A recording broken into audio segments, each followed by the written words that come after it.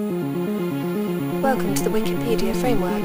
You have searched for early 21st century branding. Accessing.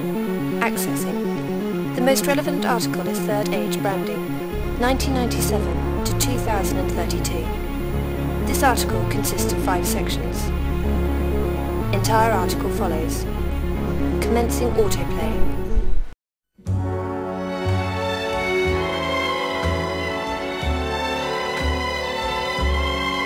First brands were created in the late 19th century by manufacturers in a bid to wrest control from wholesalers by forming a direct relationship with consumers. I put a spell on you.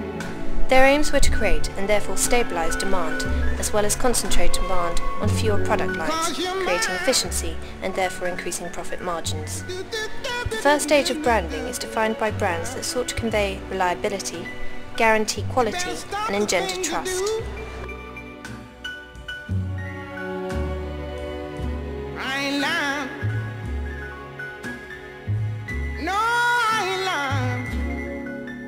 By the 1960s, the dominance of the manufacturer was challenged by the aggregators of goods, the retailers, who began to benefit from economies of scale, as the manufacturers had before them, buying more, mass storage off-site, larger stores, and more efficient distribution.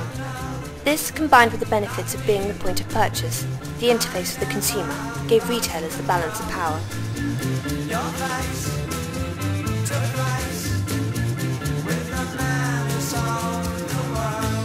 In the first half of the 20th century, consistently high-quality products were relatively scarce. Product brands prevailed. Over time, more and more products entered the market and shelf space became a scarce good. Power shifted to retailer brands.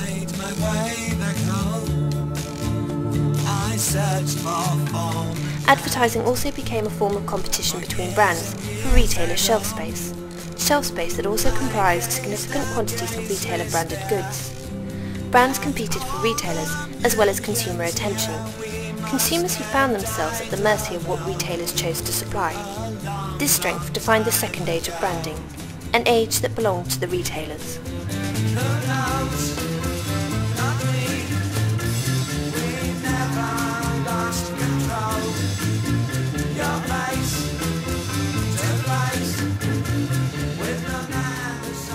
By the turn of the 21st century, the dominance of the manufacturer retail model began to wane. Yesterday, firms couldn't make enough of what they sold. Now they cannot sell enough of what they make. When markets were growing, advertising helped generate measurable incremental demand, sales, and revenues. But as markets mature, advertising becomes part of increasingly expensive trench warfare between established brands for market share. More a matter of running as fast as you can, simply to stand still, a zero-sum game, a cost of remaining in business.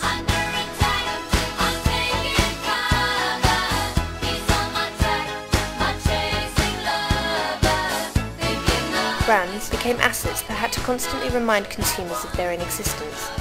But by the early 21st century, for the first time since the emergence of mass media, consumers didn't have to listen.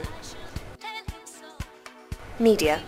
The conduits for advertising messages so beloved of second-age branding, fragmented, making mass audience reach more difficult and more expensive. In 1965, 80% of adults in the US could be reached with 3 60-second TV spots. In 2002, it required 117 prime-time commercials to produce the same result. Even those brands that could spend more had difficulty being noticed, as the advertiser response to fragmentation was more messages, in more places, more often. Advertising was everywhere. The world, it seems, is disappearing beneath a deluge of logos. In the past decade, corporations looking to navigate an ever more competitive marketplace have embraced the gospel of branding with newfound fervour. Brands and branding were in a phase change, one not of their own making. The conditions were set for a revolution.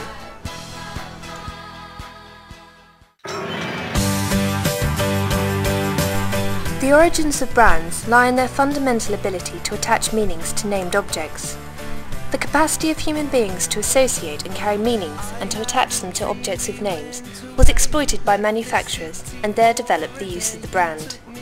This is the core nature of brands. They act as shorthands for a set of associations.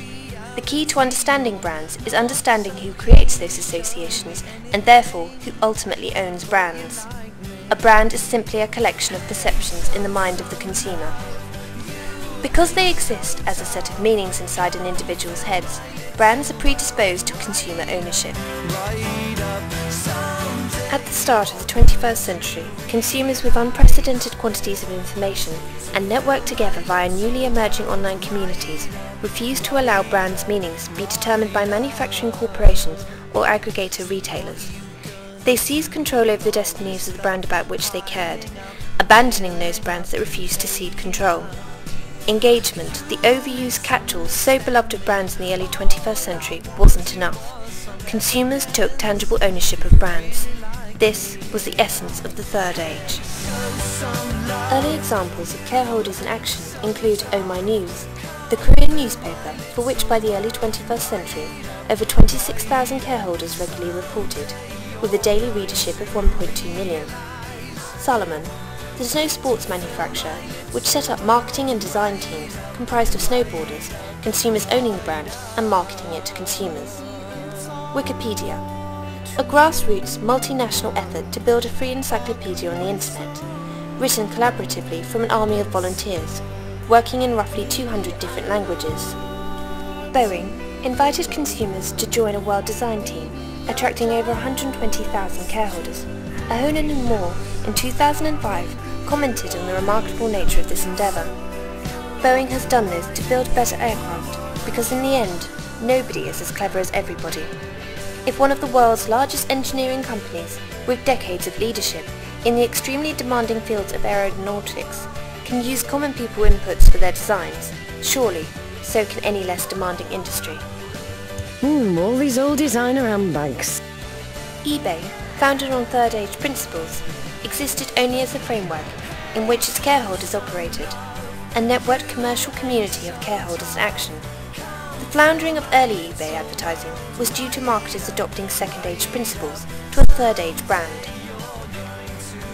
Facebook, a media organisation of the Third Age, so successful in the aggregation of audiences because it was those very audiences that created the content, channels and schedules. Not only were the audiences the stars of the show, but they, not Facebook, were directly responsible for the development of the brand in the form of independent third-party application development. A media brand with its destiny locked into the hands of its audience.